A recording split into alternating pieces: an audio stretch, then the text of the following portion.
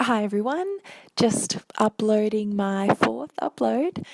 Just to recap, I'm still working with lace, have developed a bit further with a particular style of lace, which I'll show you at the end, but I just wanted to explain how I got there first. I have decided to continue with a self-portrait as my concept feels so close to me, it just seemed the most appropriate. I did a bit more playing and experimenting with hair before deciding I wanted a bit more of a complex aesthetic.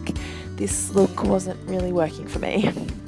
I decided to take my camera outside, play with natural light and the shadows cast from the leaves in my garden, still representing the ways women are covered across the face through the image, but also working with more negative space in the images.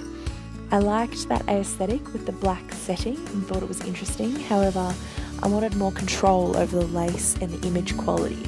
As you can see here, I had a lot of noise, and to get the natural colours meant giving up some of the quality. Through these images, I also decided to move away from separating the hair. While it does represent a lot about women, I decided instead to have my hair pulled back, symbolising for me that I have already used the brush and mirror. Their representation is not physical within my final product but implied. I did also work on the overlay with my own grandmother's face, which did make me think back to the brush and mirror set from the dressing table of Elizabeth Chifley, and how looking in the mirror will change as time passes, the way it must have for Elizabeth throughout her life. But ultimately I decided to take this idea back to the lace, again implying in a simple way the aging through the lace instead of showing it specifically. For my final work, I'm going with a bit of both the dark tones but closer to the skin tone in the lace overlay.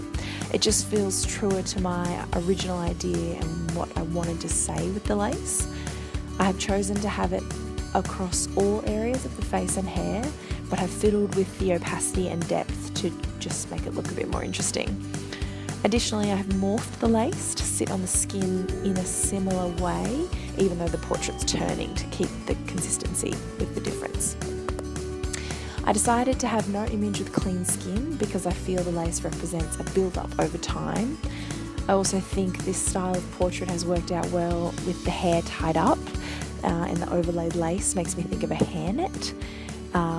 One which in this case extends over the full face, a comment on the ways our own image can feel restrictive. In contrast, the design of the beautiful lace I've chosen for the final product, the structure within it and the way it fits onto the face feels to me reminiscent of a tattoo, and to me I see that as quite menacing and a bit harder. This lace works additionally well for me because the structure feels more reminiscent of the design on the back of the mirror and brush that my original concept grew from. So I would love to hear your thoughts. I'm thinking of just using the final 4 images as my final work. Let me know if you don't think that's enough or absolutely anything. Would love to hear your thoughts. Thank you.